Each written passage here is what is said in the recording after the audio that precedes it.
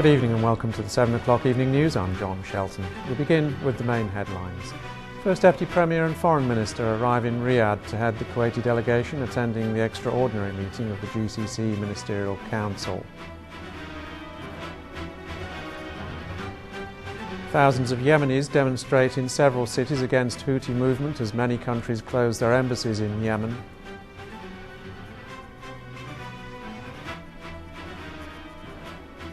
So-called IS militants led a suicide attack on an Iraqi airbase where US and coalition troops are training Iraqi forces.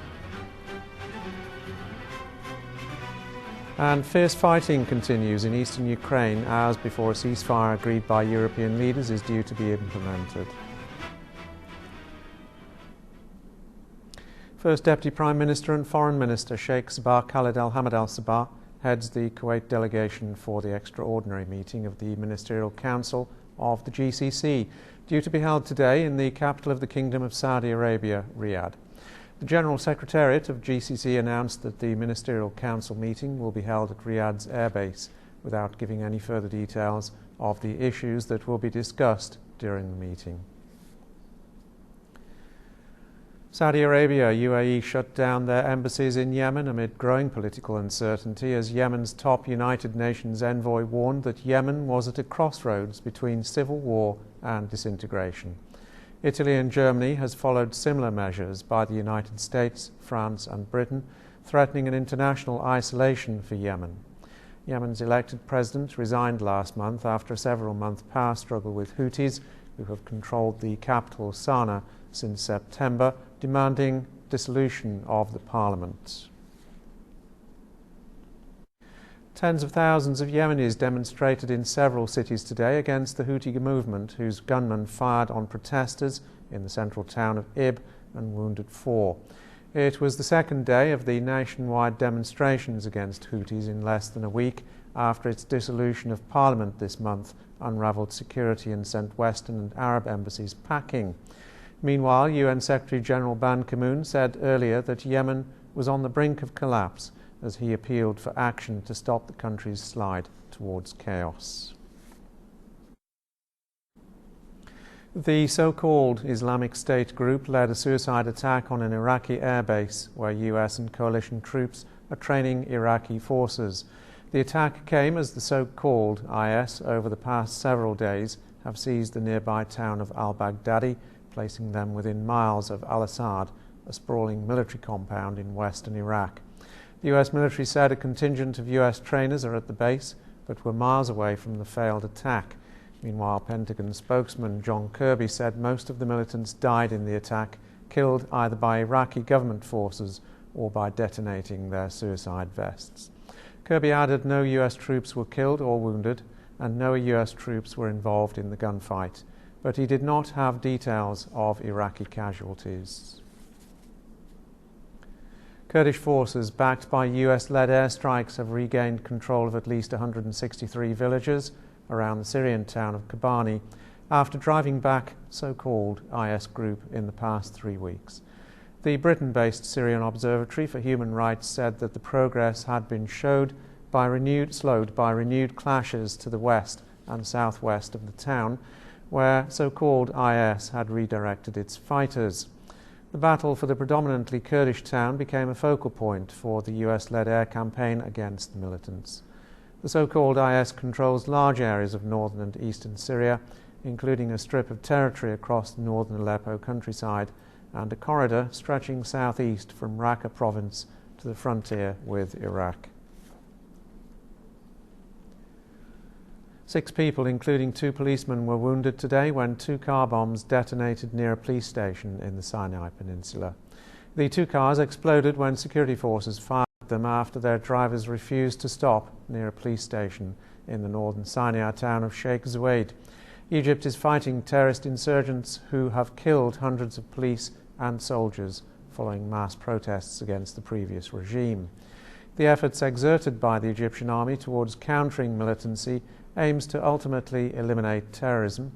As a result, the efforts have left many from both sides dead and injured across Egypt, particularly in the restive Sinai Peninsula. A bomb exploded today at an oil pipeline from Libya's Al Sarir field to Hariga port, halting flows to the terminal as the North African OPEC nation struggles to restore crude exports abused by fighting. Libya is caught up in a conflict among rival factions, with two governments operating their own armed forces and separate parliaments, nearly 4 years after the civil war ousted leader Muammar Gaddafi. No group claimed responsibility for today's bombing, but the country's oil infrastructure, ports and pipeline are often the target of fighting or attacks by armed groups. Boko Haram militants group have attacked the northeast Nigerian city of Gom today. The town Gom has previously suffered suicide attacks. However, this was the first time Boko Haram launched a direct assault on the city. Fighters overran a checkpoint on the edge of the city and explosions and gunfire were heard. A security source and witnesses said the attack on the city was later repelled. Nigerian troops and a fighter jet were used in a counterattack. Meanwhile, Nigeria postponed elections due to be held on Saturday due to the insurgency in the northeast. According to military spokesman Andriy Lysenko, pro-Russian fighters in eastern Ukraine are trying to solve tactical tasks before the ceasefire officially begins at midnight local time. Ukraine's President Petro Poroshenko accused Russia of significantly increasing its offensive despite the peace agreement reached in Minsk on Thursday. Dina Nasser has more on this story. Shelling was heard in the rebel-held city of Donetsk early today. Fierce battles are said to be continuing around Debaltseve, a strategic government-held town almost encircled by pro-Russian rebel forces, and outside the southern port city of Mariupol. Ukraine's military said this morning that 7 service personnel had been killed and 23 wounded over the past 24 hours. The fighting comes after a peace deal was reached on Thursday for each side to pull out heavy weaponry back from the front line, creating a buffer zone roughly 50 to 140 kilometers wide. Ukrainian President Petro Poroshenko said there was still a long way to go before peace could be reached between Russia and Ukraine. While visiting a National Guard training base in Kiev a day after the ceasefire agreement between the two sides was signed, Poroshenko stressed that there was no guarantee that the peace deal will be fully implemented. A previous ceasefire in September was violated repeatedly as Ukrainian forces and the rebels both tried to gain more ground. The peace deal reached on Thursday for Ukraine, if it holds, will be a partial win for both Moscow and Kiev. Ukraine retains the separatist eastern region and regains control of its border with Russia, while Russia holds strong leverage to keep Ukraine from ever becoming part of NATO. However, Russian-backed separatists mounted a vicious assault yesterday in eastern Ukraine ahead of a weekend ceasefire deadline, pummeling a strategic railway hub with waves of shelling in a last-minute grab for territory. Clashes appeared only to have increased since a peace agreement was signed on Thursday in the Belarusian capital Minsk by the leaders of Russia, Ukraine, Germany and France. We are very concerned about continued fighting along and beyond the line of contact, including in heavily populated civilian areas, and reports of additional resupplies of tanks and missile systems coming across the border from Russia in the past few days. U.S. spokesperson Jen Psaki also said that Russian units along the border with Ukraine are preparing a large shipment of supplies to pro-Russian forces fighting in eastern Ukraine. All parties must show complete restraint in the run-up to the Sunday ceasefire, including an immediate halt to the Russian and separatist assault on Debaltseve and other Ukrainian towns. Clearly, the same options that have been on the table remain on the table. The withdrawals are to begin starting on Monday and to be completed in 2 weeks. Other thorny political questions, including a degree of autonomy for the disputed eastern region, are to be settled by the end of the year. Canadian police said they disrupted a plot by 4 people to kill a large number of individual citizens in the Halifax area of Nova Scotia earlier today. 3 suspects were arrested and a 4th reportedly shot himself dead after police surrounded his home. A 23-year-old woman from Geneva was arrested at the Halifax airport along with a 20-year-old from Nova Scotia. The 70-year-old was arrested separately and a 4th man, 19, was found dead in a house. In Dhaka, 7 people died, at least 5 more are missing after an overcrowded boat carrying at least 100 pilgrims sank in Bangladesh. The boat was heading to an annual gathering when it capsized on a river estuary in the south of the country. According to officials, Bangladesh ferries do not keep passenger lists. making it impossible to find out the exact number of people missing after a boat accident. Ferry accidents are common in riverine, low-lying Bangladesh with slack safety standards. Casualties of appalling shipping accidents sometimes run above hundreds. Indonesian Society Forum in Kuwait organised the second Badminton Open tournament in collaboration with the Indonesian Embassy in Kuwait. The Open tournament, which was held at Jarat Al-Salah High School in Al-Rika area, included teams representing nationals residing in Kuwait from various countries. The one-day activity aimed at encouraging the public to stay active in sports and stay healthy. Here is more on the event in this report by Salam Al-Kandari.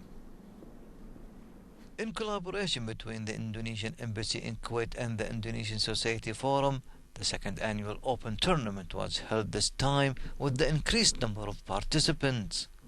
I would like to introduce you about this tournament. This tournament is held by the Indonesian Embassy and the Indonesian Badminton Club in Kuwait. This Open premiere is bringing the players from 7 countries, around 80 players. From 7 countries who resides in Kuwait. This is the annual program from the Indonesian community who loves badminton, IBCK in Kuwait, and we are from the embassy. We are very proud of this program, and we hope that everybody in Kuwait can enjoy and probably in the future can join as well in this program. See, this tournament is participated by 8 countries. There is British, there is Indian, there is Egyptian, and all nationalities coming together with us. This tournament it's divided 2. There is professional title and there is advanced title. For professional there is 12 couple. It will come here and join, and for advanced it will be 32 couple. It is very crowded and a lot of people coming here. For Indonesian Badminton Club, this tournament it is very important because every year we are coming and doing this tournament. This is the second time. Last year we did and very success, and second time today we did also. Then special for Indonesian, this badminton sport it is very famous and very cultural because from small we are playing badminton. Then here also we want to bring our culture here to play together with everybody. This tournament was organised by the Indonesian badminton community with the support of some of their sponsors. It's one of their 5 tournaments which they play throughout the year, and it's a great tournament. It unites all of the clubs, the Filipino clubs, the Indonesian clubs, the Indian clubs, and also Western expats. We all get a chance to play with each other in a great sport and a great community. The organisers aimed at increasing social public activities as part of the social responsibilities of the public institution. In collaboration between the Indonesian Embassy and the Indonesian Badminton Club here in Kuwait, this tournament is an annual one that takes place every year. And this year it had expanded with furthermore players, around 80 players from 7 different countries. From Al Jawhara School, this is Salam Kendiri reporting for the English News. For a chance to see our reports again, please visit our YouTube channel at MOI Kuwait News. That's all the news for now, but you can join us again for the news brief at 11 p.m. tonight. Before we end, here is a quick reminder of today's headlines. First Deputy Premier and Foreign Minister arrive in Riyadh to head the Kuwaiti delegation attending the extraordinary meeting of the GCC Ministerial Council. Thousands of Yemenis demonstrate in several cities against Houthi movement as many countries close their embassies in Yemen.